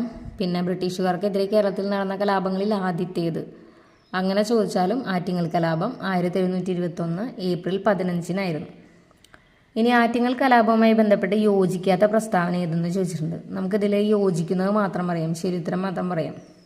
ശരിയുത്തരം എന്ന് പറയുമ്പോൾ തെറ്റാണ് ഇവിടെ ചോദിച്ചിരിക്കുന്നത്. നമ്മൾ ഇതിലെ ബന്ധപ്പെട്ട സ്റ്റേറ്റ്മെൻറ്റ്സ് മാത്രം പറയാം. കേരളത്തിലെ ആദ്യത്തെ സംഘടിത കലാപം അതായിരുന്നു ആറ്റിങ്ങൽ കലാപം. 1721 നടന്നത് ഏപ്രിൽ 15. പിന്നെ കലാപകാരികൾ ഏഞ്ചലോ കോട്ട പിടിച്ചെടുത്തു. അപ്പോൾ ഈ ആറ്റിങ്ങൽ കലാപം കലാപകാരികൾ ഏഞ്ചലോ കോട്ട പിടിച്ചെടുത്തു. ഇനി എവിടെ നിന്നുള്ള ബ്രിട്ടീഷ് സൈന്യമാണ് ആറ്റിങ്ങൽ കലാപം അടിച്ചമർത്തിയെന്ന് ചോദിക്കുന്നുണ്ട്. തലശ്ശേരിയിൽ നിന്നുള്ള ബ്രിട്ടീഷ് സൈന്യമാണ് ആറ്റിങ്ങൽ കലാപം അടിച്ചമർത്തിയത്. അപ്പോൾ തലശ്ശേരിയിൽ ബ്രിട്ടീഷുകാർക്ക് പണ്ടകശാല ഉണ്ടായിരുന്നെന്ന് നമ്മൾ പഠിച്ചു. വിഴിഞ്ഞത്തും ഉണ്ടായിരുന്നു, തലശ്ശേരിയിലും ഉണ്ടായിരുന്നു, അഞ്ചുതെങ്ങിലും ഉണ്ടായിരുന്നു. ഏറ്റവും പ്രധാനപ്പെട്ട പണ്ടകശാല അഞ്ചുതെങ്ങിലായിരുന്നു. ഇനി ഈ ആറ്റിങ്ങൽ കലാപം അടിച്ചമർത്തിയത് തലശ്ശേരിയിൽ നിന്നുള്ള ബ്രിട്ടീഷ് സൈന്യമാണ്. ഇനി കേരളത്തിൽ ബ്രിട്ടീഷുകാർക്കെതിരെ നടന്ന ആദ്യത്തെ സംഘടിത പ്രക്ഷോഭം ചോദിച്ചാൽ ആറ്റിങ്ങൽ കലാപമാണെന്ന് നമ്മൾ പറഞ്ഞു. എന്നാണ് നടന്നത്? 1721 ഏപ്രിൽ 15-നാണ്. അപ്പോൾ ആറ്റിങ്ങൽ കലാപത്തിനുള്ള പ്രധാന കാരണങ്ങൾ എന്ന് പറഞ്ഞ ഇവിടെ ഒരു ബോക്സ് കൊടുത്തിട്ടുണ്ട്. അതായത് വൻതോതിലുള്ള അഴിമതി, കുരുമുളക് വിലയിൽ കമ്പനി കാണിച്ച ക്രമക്കേട്. അപ്പോൾ വൻതോതിലുള്ള അഴിമതി, കുരുമുളക് വിലയിൽ കമ്പനി കാണിച്ച ക്രമക്കേട്, അതായത് കുരുമുളകിൻ്റെ വ്യാപാര കുത്തക തന്നെ ബ്രിട്ടീഷുകാർ സ്വന്തമാക്കി. ഇനി ബ്രിട്ടീഷുകാർ ആറ്റിങ്ങൽ റാണിക്ക് നൽകി വന്നിരുന്ന പാരിതോഷികം പ്രാദേശിക ഫ്യൂഡൽ പ്രഭുക്കളായ പിള്ളമാരിലൂടെ എത്തിക്കാൻ വിസമ്മതിച്ച ബ്രിട്ടീഷുകാർ 140 സൈനികരുടെ അകമ്പടിയോടെ അത് നേരിട്ടെത്തിക്കാനായിട്ട് ശ്രമിച്ചു. അപ്പോൾ ഈ പ്രദേശവാസികൾ ഇതിനെതിരെ തിരിയുകയും ഈ ബ്രിട്ടീഷ് പട്ടാളക്കാരെയൊക്കെ കൊല്ലുകയും ചെയ്തു. അതാണ് ആറ്റിങ്ങൽ കലാപം എന്നറിയപ്പെടുന്നത്. അപ്പോൾ ആറ്റിങ്ങൽ കലാപത്തിൽ വധിക്കപ്പെട്ട പ്രധാന ബ്രിട്ടീഷ് ഉദ്യോഗസ്ഥനായിരുന്നു ഗിഫോർഡ്. അങ്ങനെ ആറ്റിങ്ങൽ കലാപം നടത്തിയിട്ട് ഈ തദ്ദേശീയരായ ജനങ്ങൾ പിടിച്ചടക്കിയ കോട്ടയായിരുന്നു അഞ്ചുതെങ്ങ് കോട്ട. ഇനി ആറ്റിങ്ങൽ കലാപം അടിച്ചമർത്തിയത് ഏത് ബ്രിട്ടീഷ് സൈന്യമാണ്? തലശ്ശേരിയിൽ നിന്നുള്ള ബ്രിട്ടീഷ് സൈന്യമാണ്. ഇനി ഈ ആറ്റിങ്ങൽ കലാപം നടന്ന സമയത്തെ വേണാട് രാജാവായിരുന്നു ആദിത്യവർമ്മ. ആറ്റിങ്ങൽ കലാപം നടക്കുമ്പോൾ ആദിത്യവർമ്മയായിരുന്നു വേണാട് രാജാവ്. ആന്ന് കണക്ട് ചെയ്യാം. ജസ്റ്റ് ഒരു കണക്ഷൻ കൊടുത്തു കഴിഞ്ഞാൽ നമുക്ക് പെട്ടെന്ന് അത് കാണുമ്പോൾ ഓർമ്മ വരും. ആറ്റിങ്ങൽ കലാപം നടന്ന സമയത്ത് വേണാട് രാജാവായിരുന്നു ആദിത്യവർമ്മ. ഇനി 2021 ഏപ്രിൽ 15-ന് 300-ാം വാർഷികം ആഘോഷിച്ച കേരളത്തിലെ ബ്രിട്ടീഷ് വിരുദ്ധ പോരാട്ടമാണ് ആറ്റിങ്ങൽ കലാപം. 2021 ഏപ്രിൽ 15-ന് 300-ാം വാർഷികം ആഘോഷിച്ച കേരളത്തിലെ ബ്രിട്ടീഷ് വിരുദ്ധ പോരാട്ടമാണ് ആറ്റിങ്ങൽ കലാപം. ആറ്റിങ്ങൽ കലാപാനന്തരം ഒപ്പുവെച്ച ഒരു ഉടമ്പടിയായിരുന്നു വേണാട് ഉടമ്പടി. വേണാട് ഉടമ്പടിയിൽ ഒപ്പുവെച്ചത് ആരൊക്കെയാണ്? 1723 മാർത്താണ്ഡവർമ്മയും അലക്സാണ്ടർ ഓമും ആയിരുന്നു. ഈ സെയിം കാര്യം നമ്മൾ ഡിഗ്രി ലെവൽ പ്രീവിയസ് ഇയർ ക്വസ്റ്റ്യൻ്റെ ഡിസ്കഷൻ്റെ വീഡിയോ ഇട്ടിട്ടുണ്ടല്ലോ, അതിൽ പറയുന്നുണ്ട്. വേണാട് ഉടമ്പടി ഒപ്പുവെച്ചത് ആരൊക്കെയാണ്? മാർത്താണ്ഡവർമ്മയും അലക്സാണ്ടർ ഓമുമാണ്. 1723-ലാണ്. ബ്രിട്ടീഷ് ഈസ്റ്റ് ഇന്ത്യ കമ്പനി ഒരു ഇന്ത്യൻ നാട്ടുരാജ്യവുമായി ഒപ്പുവയ്ക്കുന്ന ആദ്യത്തെ ഉടമ്പടി കൂടിയാണ് ഈ വേണാട് ഉടമ്പടി. 1723-ലായിരുന്നു വേണാട് ഉടമ്പടി. ഇനി ബ്രിട്ടീഷുകാർക്കെതിരെ കേരളത്തിൽ നടന്ന ആദ്യ കലാപം ചോദിച്ചാൽ അഞ്ചുതെങ്ങ് കലാപം. കേരളത്തിൽ ബ്രിട്ടീഷുകാർക്കെതിരെ നടന്ന ആദ്യ സംഘടിത കലാപം ചോദിച്ചാൽ ആറ്റിങ്ങൽ കലാപം. അഞ്ചുതെങ്ങ് കലാപം 1697, ആറ്റിങ്ങൽ കലാപം 1721. ഈ പേജിൽ തന്നെ നമുക്ക് ബ്രിട്ടീഷുകാർക്കെതിരെ കേരളത്തിൽ നടന്ന കലാപങ്ങളിൽ ആദ്യത്തേത് ഏതെന്ന് പറഞ്ഞത് നമ്മൾ ആറ്റിങ്ങൽ കലാപം പറഞ്ഞിരുന്നു. അതായത് അതിൽ പിന്നെ അഞ്ചുതെങ്ങ് കലാപം എന്ന് പറഞ്ഞ ഒരു ഓപ്ഷൻ ഇല്ല, ഉണ്ടെങ്കിൽ അതാണ് കൊടുക്കേണ്ടത്. അതാണ് ബ്രിട്ടീഷുകാർക്കെതിരെ കേരളത്തിൽ നടന്ന ആദ്യ കലാപം ഏതാണ്? അഞ്ചുതെങ്ങ് കലാപമാണ്. സംഘടിത കലാപം ചോദിക്കുകയാണെങ്കിൽ ആറ്റിങ്ങൽ കലാപം. അപ്പം നമ്മുടെ ഈ പേജ് രണ്ടും കഴിഞ്ഞു. ഇനി നെക്സ്റ്റ് പേജ് പഴശ്ശി വിപ്ലവത്തെക്കുറിച്ചാണ് പറയുന്നത്. കേരള സിംഹം എന്ന പേരിൽ അറിയപ്പെടുന്നത് ആരാണ്? നമുക്ക് എല്ലാവർക്കും അറിയാം, പഴശ്ശിരാജ. കേരള സിംഹം എന്നറിയപ്പെടുന്നത് പഴശ്ശിരാജയാണ്. വീര കേരള സിംഹം എന്ന് ഇന്ത്യൻ സ്വാതന്ത്ര്യ സമര ചരിത്രത്തിൽ വിശേഷിപ്പിക്കുന്നതും പഴശ്ശിരാജയെ തന്നെയാണ്. വീര കേരള സിംഹം പഴശ്ശിരാജ. ഇനി പഴശ്ശിരാജയുമായി ബന്ധപ്പെടാത്ത പ്രസ്താവനയാണ് ഇതിൽ ചോദിച്ചിരിക്കുന്നത്. അപ്പം നമുക്ക് അത് പറയണ്ട, ബന്ധപ്പെട്ട പ്രസ്താവനകൾ മാത്രം പഠിക്കാം. മലബാർ പ്രദേശത്ത് ശക്തമായ പ്രക്ഷോഭം സംഘടിപ്പിച്ചു. അപ്പോൾ പഴശ്ശിരാജ മലബാർ പ്രദേശത്ത് ശക്തമായ പ്രക്ഷോഭം സംഘടിപ്പിച്ചു. ഒളിപ്പോരിൽ പ്രഗത്ഭനായിരുന്നു പഴശ്ശിരാജ. ബ്രിട്ടീഷ് അധികാരികളെ വെല്ലുവിളിച്ചു. അപ്പോൾ ഇതൊക്കെ ബന്ധപ്പെട്ട പ്രസ്താവനകളാണ്. ഇനി അടുത്ത ചോദ്യമാണ്, ഏത് വിപ്ലവത്തിന് സാക്ഷ്യം വഹിച്ച മലയാണ് പുരളിമല എന്ന്? അത് പഴശ്ശി വിപ്ലവവുമായി ബന്ധപ്പെട്ടാണ് അല്ലേ. പഴശ്ശി വിപ്ലവത്തിന് സാക്ഷ്യം വഹിച്ച മലയാണ് പുരളിമല. ബ്രിട്ടീഷ് രേഖകളിൽ പൈച്ചിരാജ, കുട്ടിയോട്ടരാജ എന്നീ പേരുകളിൽ അറിയപ്പെടുന്നതാണ് പഴശ്ശിരാജ. കുറേ കേട്ടിട്ടുള്ള ക്വസ്റ്റ്യനാണത്. ഇനി പഴശ്ശിരാജയെക്കുറിച്ച് ഇവിടെ കുറച്ച് കാര്യങ്ങൾ കൊടുത്തിട്ടുണ്ട്. പഴശ്ശി വിപ്ലവത്തിന് നേതൃത്വം നൽകിയ രാജാവാണ് കോട്ടയം കേരളവർമ്മ പഴശ്ശിരാജ. പഴശ്ശിരാജയുടെ ഫുൾ നെയിമാണ് അപ്പോൾ കോട്ടയം കേരളവർമ്മ പഴശ്ശിരാജ. മലബാറിൽ ബ്രിട്ടീഷുകാർ നേരിട്ട ശക്തമായ സമരങ്ങളായിരുന്നു പഴശ്ശി വിപ്ലവങ്ങൾ. പഴശ്ശി വിപ്ലവങ്ങൾക്ക് കാരണമായ ഘടകം എന്തായിരുന്നു? ബ്രിട്ടീഷുകാർ നടപ്പിലാക്കിയ നികുതി പരിഷ്കരണങ്ങളായിരുന്നു അതിൻ്റെ റീസൺ. അപ്പോൾ പഴശ്ശി വിപ്ലവത്തിൻ്റെ റീസൺ എന്തായിരുന്നു? ബ്രിട്ടീഷുകാർ നടപ്പിലാക്കിയ നികുതി പരിഷ്കരണങ്ങളായിരുന്നു. ജനങ്ങളെ സംഘടിപ്പിച്ച പഴശ്ശിരാജ ബ്രിട്ടീഷുകാർക്കെതിരെ തിരിയാനുള്ള കാരണം എന്തായിരുന്നു? കോട്ടയം പ്രദേശത്തെ നികുതി പിരിക്കാനുള്ള അധികാരം നൽകാത്തത്, വയനാടിനു മേൽ അവകാശവാദം ഉന്നയിച്ചത്. അപ്പം നികുതി പിരിക്കാനുള്ള അധികാരവും കൊടുത്തില്ല, വയനാടിന് മേൽ അവകാശവാദവും ഉന്നയിച്ചു. അപ്പോൾ ഇതൊക്കെയാണ് ബ്രിട്ടീഷുകാർക്കെതിരെ തിരിയാനുള്ള കാരണങ്ങൾ. ബ്രിട്ടീഷുകാർക്കെതിരെയുള്ള യുദ്ധത്തിൽ പഴശ്ശിരാജാവിൻ്റെ കേന്ദ്രമായിരുന്ന മല നമ്മൾ പറഞ്ഞു പുരളിമല. അതെവിടെയാണ് സ്ഥിതി ചെയ്യുന്ന താലൂക്ക് ചോദിക്കുന്നുണ്ട്. അതാണ് തലശ്ശേരി. പുരളിമല തലശ്ശേരി താലൂക്കിലാണ്. പുരളി ചെമ്മൻ എന്ന് പറയപ്പെട്ടിരുന്നു പഴശ്ശിരാജ. കാരണം പുരളിമലയിലാണല്ലോ പഴശ്ശി യുദ്ധം നടന്നത്. പുരളി ചെമ്മൻ കാരണം അതല്ല, അങ്ങനെ കണക്ട് ചെയ്യാം. പുരളി ചെമ്മൻ എന്നറിയപ്പെട്ടത് പഴശ്ശിരാജ. പഴശ്ശിരാജയുടെ രാജവംശമായ കോട്ടയം രാജവംശം സ്ഥാപിച്ചത് ആരാണ്? ഹരിശ്ചന്ദ്ര പെരുമാളാണ് കോട്ടയം രാജവംശം സ്ഥാപിച്ചത്. കോട്ടയം കേരളവർമ്മ പഴശ്ശിരാജ അതായിരുന്നു ഫുൾ നെയിം. അപ്പോൾ ഈ കോട്ടയം രാജവംശം സ്ഥാപിച്ചത് ആരാണ്? ഹരിശ്ചന്ദ്ര പെരുമാൾ. നെക്സ്റ്റ് പേജ് പഴശ്ശിരാജയെക്കുറിച്ച് തന്നെയുള്ള ഡീറ്റെയിൽസ് ആണ് കൊടുത്തിരിക്കുന്നത്. കേരള സിംഹം എന്നറിയപ്പെടുന്നത് പഴശ്ശിരാജയാണ്. പഴശ്ശിരാജയെ കേരള സിംഹം എന്ന് വിശേഷിപ്പിച്ചത് ആരാ? സർദാർ KM പണിക്കരാണ്. ഇനി ബ്രിട്ടീഷ് രേഖകളിൽ പഴശ്ശിരാജയെ എന്താ വിശേഷിപ്പിച്ചിരിക്കുന്നത്? പൈച്ചരാജ, കൊട്ടിയോട്ട് രാജ. ഇനി പഴശ്ശിരാജാവിൻ്റെ ജീവിതം ഇതിവൃത്തമാക്കിയ ഒരു നോവലാണ് കേരള സിംഹം. ഇത് രചിച്ചതാരാ? സർദാർ KM പണിക്കരാണ്. അതൊക്കെ നമുക്ക് സ്ഥിരമായിട്ട് കേൾക്കണ ക്വസ്റ്റ്യൻസ് ആണ് അല്ലേ. ഇനി പഴശ്ശി കലാപം പ്രമേയമാക്കിയ കേരളവർമ്മ പഴശ്ശിരാജ എന്ന ചിത്രത്തിൻ്റെ തിരക്കഥ തയ്യാറാക്കിയത് ആരായിരുന്നു? MT വാസുദേവൻ നായരാണ്. പഴശ്ശി കലാപം പ്രമേയമാക്കിയ കേരളവർമ്മ പഴശ്ശിരാജ എന്ന ചിത്രത്തിൻ്റെ തിരക്കഥ തയ്യാറാക്കിയത് MT വാസുദേവൻ നായർ. ഇനി കേരളവർമ്മ പഴശ്ശിരാജ എന്ന ചിത്രം സംവിധാനം ചെയ്തത് ഹരിഹരൻ. തിരക്കഥ തയ്യാറാക്കിയത് MT വാസുദേവൻ നായർ, സംവിധാനം ചെയ്തത് ഹരിഹരൻ. കേരളവർമ്മ പഴശ്ശിരാജയുടെ ചരിത്രം വർണ്ണിച്ചുകൊണ്ട് കൈതക്കൽ ജാതവേദൻ രചിച്ചൊരു കൃതിയാണ് വീരകേരളം മഹാകാവ്യം. ചരിത്രം അപ്പോൾ പഴശ്ശിരാജയുടെ ചരിത്രം വർണ്ണിച്ചുകൊണ്ട് കൈതക്കൽ ജാതവേദൻ രചിച്ച കൃതിയാണ് വീരകേരളം മഹാകാവ്യം. ഇനി പഴശ്ശി സമരങ്ങൾ എന്ന പുസ്തകം രചിച്ചത് KN കുറുപ്പാണ്. പഴശ്ശി സമരങ്ങൾ എന്ന പുസ്തകം രചിച്ചത് KN കുറുപ്പാണ് കേട്ടോ. അപ്പോൾ കൈതക്കൽ ജാതവേദൻ കേരളവർമ്മ പഴശ്ശിരാജയുടെ ചരിത്രമാണ് വർണ്ണിച്ചത് കേട്ടോ. കൈതക്കൽ ജാതവേദൻ വീരകേരളം മഹാകാവ്യം. പഴശ്ശിയുടെ സമരങ്ങളെക്കുറിച്ച് പഴശ്ശി സമരങ്ങൾ എന്ന പുസ്തകം രചിച്ചത് KN കുറുപ്പാണ്. ഇനി പഴശ്ശിരാജ ചമയങ്ങളില്ലാതെ എന്ന പുസ്തകം രചിച്ചത് മുണ്ടക്കയം ഗോപിയാണ്. അതായത് ചമയങ്ങളില്ലാതെ എന്നാണ്. ഗോപി എന്ന് പറഞ്ഞൊരു ചമയമാണല്ലോ, ജസ്റ്റ് ഒരു കണക്ഷന് വേണ്ടിയിട്ടാണ്. പഴശ്ശിരാജ ചമയങ്ങളില്ലാതെ എന്ന പുസ്തകം രചിച്ചത് മുണ്ടക്കയം ഗോപി എന്ന് പറഞ്ഞൊരു ചമയമാണ്. എന്നാൽ ആ ചമയങ്ങളില്ലാതെ എന്നുള്ളൊരു ബുക്ക് രചിച്ചത് മുണ്ടക്കയം ഗോപി.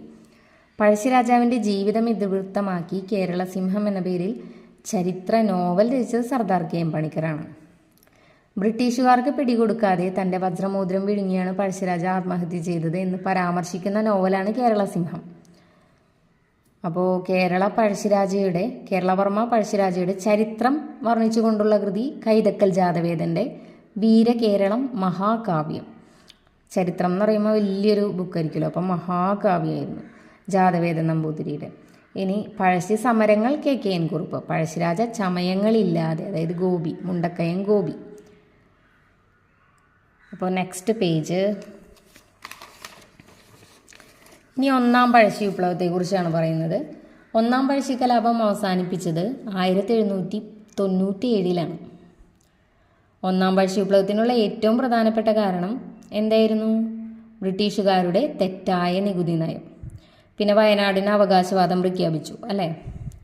ഒന്നാം പഴശ്ശി വിപ്ലവം നടന്ന കാലഘട്ടം ഏതാണെന്ന് ചോദിച്ചാൽ 1793 മുതൽ 1797 വരെയായിരുന്നു ഒന്നാം പഴശ്ശി വിപ്ലവം നടന്ന കാലഘട്ടം. 1793 മുതൽ 97 വരെ. അതിൻ്റെ കാരണം ബ്രിട്ടീഷുകാരുടെ തെറ്റായ നികുതി നയം. ഇനി ശ്രീരംഗപട്ടണം സന്ധിക്ക് ശേഷം നികുതി പിരിക്കാനുള്ള അധികാരം കമ്പനി നൽകിയത് കുറുമ്പ്രനാട്ടെ വീരവർമ്മയ്ക്കായിരുന്നു. പഴശ്ശിരാജയ്ക്ക് കൊടുത്തില്ല. പഴശ്ശിരാജയോടൊപ്പം നിന്ന് കമ്പനി സൈന്യത്തെ ശക്തമായി എതിർത്ത വിഭാഗങ്ങളായിരുന്നു നായർ സമുദായാംഗങ്ങളും മാപ്പിളമാരും പിന്നെ ഗോത്ര ജനതയും ഉണ്ടായിരുന്നു. നായർ സമുദായാംഗങ്ങൾ ഉണ്ടായിരുന്നു, മാപ്പിളമാരുണ്ടായിരുന്നു, ഗോത്രജനതയുണ്ടായിരുന്നു. ഒന്നാം പഴശ്ശി കലാപത്തിൽ മൈസൂർ നാട്ടുരാജ്യത്തിൻ്റെ സഹായത്തോടെ ഇംഗ്ലീഷുകാരെ വയനാട്ടിൽ നിന്ന് പുറത്താക്കാനായിട്ട് പഴശ്ശിരാജ ഒരു ശ്രമം നടത്തി. എന്നാൽ ഒന്നാം പഴശ്ശി വിപ്ലവ സമയത്ത് പഴശ്ശിരാജാവിനെതിരെ പട നയിച്ച പ്രധാന ബ്രിട്ടീഷ് സേനാ തലവന്മാർ ആരൊക്കെയായിരുന്നു? Lieutenant Gordon colonel Dow, major Cameron. Colonel ഡോവും കാമറോണും ആയിരുന്നു പഴശ്ശിരാജാവിനെതിരെ പട നയിച്ച ബ്രിട്ടീഷ് സേനാ തലവന്മാർ. കേണൽ ഡോവും കാമറോണും. 1797 മാർച്ച് 18 ആരുടെ നേതൃത്വത്തിലുള്ള ബ്രിട്ടീഷ് സൈന്യത്തെയാണ് പെരിയ ചുരത്തിൽ വെച്ച് പഴശ്ശിപ്പട ആക്രമിച്ചത്? മേജർ കാമറോണിന്. ഒന്നാം പഴശ്ശി വിപ്ലവം അവസാനിപ്പിക്കാൻ പഴശ്ശിരാജയ്ക്കും ബ്രിട്ടീഷുകാർക്കും ഇടനിലക്കാരനായി നിന്നത് ചിറക്കൽ രാജാവായിരുന്നു. 1797 ചിറക്കൽ രാജാവ് ഒന്നാം പഴശ്ശി വിപ്ലവം അവസാനിപ്പിക്കാൻ പഴശ്ശിരാജയ്ക്കും ബ്രിട്ടീഷുകാർക്കും ഇടനിലക്കാരനായി നിന്നത് ചിറക്കൽ രാജാവ്. ഇനി എല്ലാവരും കുറച്ച് വെള്ളമൊക്കെ കുടിച്ച് ഒരു 5 മിനിറ്റ് ബ്രേക്ക് എടുക്കുക. എന്നിട്ട് നമുക്ക് രണ്ടാം പഴശ്ശി വിപ്ലവം വീണ്ടും സ്റ്റാർട്ട് ചെയ്യാം. ഒരു 5 മിനിറ്റ് കേട്ടോ. അപ്പോൾ ഒരു 5 മിനിറ്റിൻ്റെ ബ്രേക്കിന് ശേഷം നമ്മൾ രണ്ടാം പഴശ്ശി വിപ്ലവം സ്റ്റാർട്ട് ചെയ്യണം.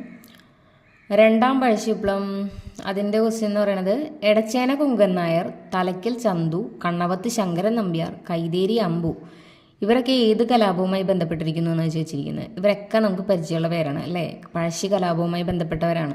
എടച്ചേന കുങ്കൻ നായർ, തലയ്ക്കൽ ചന്തു, കണ്ണവത്ത് ശങ്കരൻ നമ്പ്യാർ, കൈതേരി അമ്പു.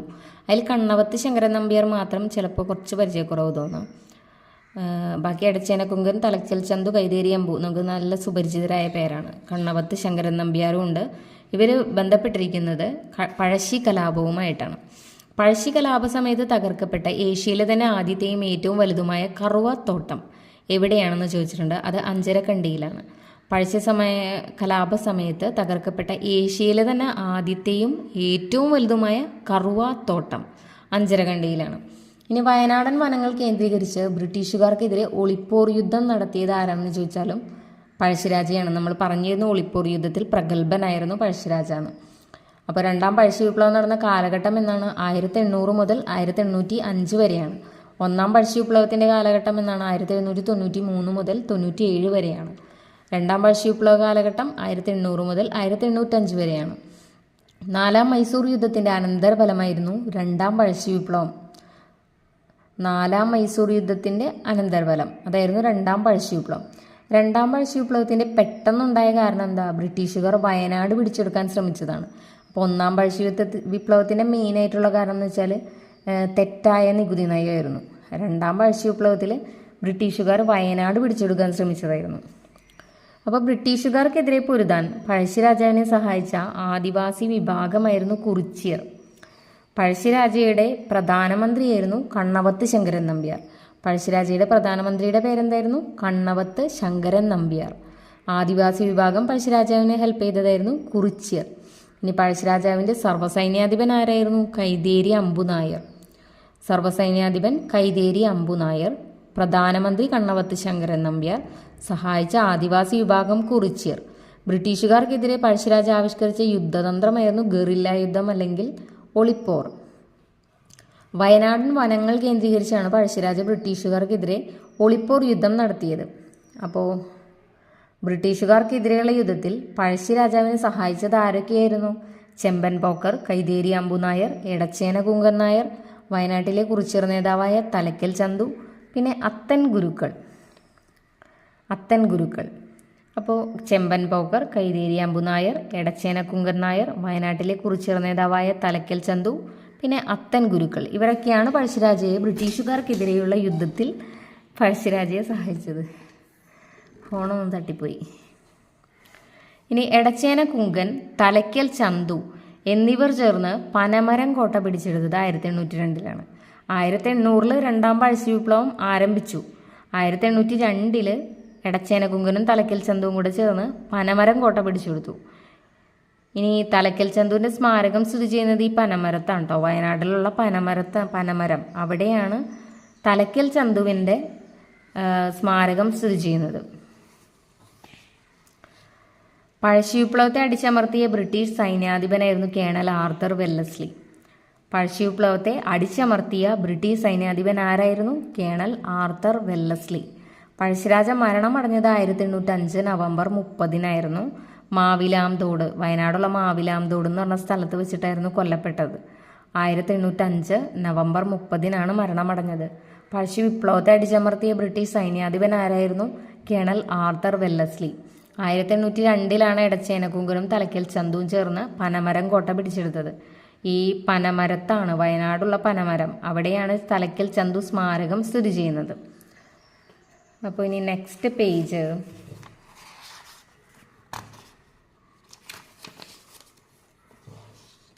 അടുത്തത് കുറിച്യ കലാപം പറയുന്നുണ്ട്. പിന്നെ അത് കഴിഞ്ഞ് തിരുവിതാംകൂറിൻ്റെ ചരിത്രമൊക്കെയാണ് പറയുന്നത്. അപ്പോൾ കുറിച്യ കലാപത്തിൽ ബ്രിട്ടീഷുകാരുടെ നികുതി വ്യവസ്ഥയെ ചോദ്യം ചെയ്ത കലാപത്തിൽ പങ്കെടുത്ത ഗോത്ര വിഭാഗക്കാർ ആരായിരുന്നു എന്നാണ്. കുറിച്യരും കുറുമ്പരുമായിരുന്നു. ബ്രിട്ടീഷുകാരുടെ നികുതി വ്യവസ്ഥയെ ചോദ്യം ചെയ്ത കലാപത്തിൽ പങ്കെടുത്ത ഗോത്ര വിഭാഗക്കാർ ആരൊക്കെയായിരുന്നു? കുറിച്യരും കുറുമ്പരും. കുറിച്യ കലാപത്തിൻ്റെ നേതാവായിരുന്നു രാമനമ്പി. രാമനമ്പിയായിരുന്നു കുറിച്യ കലാപത്തിൻ്റെ നേതാവ്. ഈ കുറിച്യ കലാപം നടന്നതെന്ന 1812 കുറിച്യ കലാപം നടന്നത്. രാമൻ നമ്പി അല്ലെങ്കിൽ രാമമൂപ്പനായിരുന്നു കുറിച്യ കലാപത്തിന് നേതൃത്വം നൽകിയത്. ദക്ഷിണേന്ത്യയിൽ നടന്ന ഏക ഗിരിവർഗ കലാപം ഏതാണെന്ന് ചോദിച്ചാൽ അത് കുറിച്യ കലാപമാണ്. വയനാടാണ് ഈ കുറിച്യ കലാപം നടന്നത്. ദക്ഷിണേന്ത്യയിൽ നടന്ന ഏക ഗിരിവർഗ കലാപം. ഒരു മാസം കൂടി പിടിച്ചു നിൽക്കാൻ കഴിഞ്ഞിരുന്നെങ്കിൽ, കലാപകാരികൾക്ക് കഴിഞ്ഞിരുന്നെങ്കിൽ രാജ്യം അവരുടെ നിയന്ത്രണത്തിലായനെന്ന് കുറിച്യ കലാപത്തെക്കുറിച്ച് അഭിപ്രായപ്പെട്ട ഒരു വ്യക്തി ഉണ്ടായിരുന്നു, TH ബേബർ. അതായത് ഒരു മാസം കൂടെ പിടിച്ച്, അത്രത്തോളം ശക്തമായിരുന്നു ഈ കുറിച്യ കലാപം. അപ്പോൾ ഒരു മാസം കൂടി അവർക്ക് പിടിച്ചു നിൽക്കാൻ കഴിഞ്ഞിരുന്നെങ്കിൽ രാജ്യം അവരുടെ നിയന്ത്രണത്തിലായനെന്ന് ഈ കുറിച്യർ കലാപത്തെക്കുറിച്ച് അഭിപ്രായപ്പെട്ട വ്യക്തിയായിരുന്നു TH ബേബർ. നികുതി ഏർപ്പെടുത്തിയ ബ്രിട്ടീഷ് ഉദ്യോഗസ്ഥൻ ആരായിരുന്നു? തോമസ് വാർഡൻ ആയിരുന്നു. അപ്പോൾ നികുതിയാണല്ലോ പ്രശ്നം ഉണ്ടാക്കിയത്, ഈ കലാപമൊക്കെ ഉണ്ടാവാനുള്ള കാരണം. അപ്പോൾ ഈ നികുതി ഏർപ്പെടുത്തിയ ബ്രിട്ടീഷ് ഉദ്യോഗസ്ഥനായിരുന്നു തോമസ് വാർഡൻ. അല്ലെങ്കിലും ഈ ഹോസ്റ്റലിലൊക്കെ ആയാലും വാർഡന്മാരെന്ന് പറയുമ്പോൾ ഇത്തിരി ക്രൂരന്മാരായിട്ടാണ് നമ്മൾ കണക്കാക്കുക. അപ്പോൾ നികുതി ഏർപ്പെടുത്തിയ ബ്രിട്ടീഷ് ഉദ്യോഗസ്ഥനാരായിരുന്നു? Thomas Warden. കുറിച്യ കലാപം അടിച്ചമർത്തിയത് 1812 മെയ് 8 ബ്രിട്ടീഷ് സൈന്യം രാമനമ്പിയെ വധിച്ചത് മെയ് 1 അപ്പോൾ 1812 കുറിച്യ കലാപം ആരംഭിച്ചു. 1812 മെയ് 1 രാമനമ്പിയെ വധിച്ചു. 1812 മെയ് 8 ഈ കലാപം അടിച്ചമർത്തി. ഈ കുറിച്യ കലാപത്തിൽ കുറിച്യരെ കൂടാതെ വേറൊരു ആദിവാസി വിഭാഗം കൂടെ പങ്കെടുത്തിട്ടുണ്ടായിരുന്നു. അവരായിരുന്നു കുറുമ്പർ. കേരളത്തിൽ ഗോത്ര സ്വാതന്ത്ര്യ സമര സേനാനി മ്യൂസിയം നിലവിൽ വന്നത് കോഴിക്കോടാണ്. വയനാടിനടുത്താണല്ലോ. അപ്പോൾ കേരളത്തിൽ ഗോത്ര സ്വാതന്ത്ര്യ സമര സേനാനി മ്യൂസിയം, ഗോത്ര കലാപങ്ങളൊക്കെ വയനാട്ടിലാണല്ലോ നടന്നത്. അപ്പോൾ ഈ ഗോത്ര സ്വാതന്ത്ര്യ സമര സേനാനി മ്യൂസിയം എവിടെയാണ്? കോഴിക്കോടാണ് നിലവിൽ വന്നത്. അപ്പോൾ ഇത്രയും കഴിഞ്ഞാൽ നമ്മുടെ കുറിച്യ കലാപമൊക്കെ കഴിഞ്ഞു. ഇനി വരുന്നത് തിരുവിതാംകൂറിൻ്റെ ചരിത്രം. അതിൽ വന്നിട്ടുള്ള പ്രീവിയസ് ഇയർ ചോദിച്ചിട്ടുള്ള ക്വസ്റ്റ്യൻസും റിലേറ്റഡ് ഫാക്ട്സും.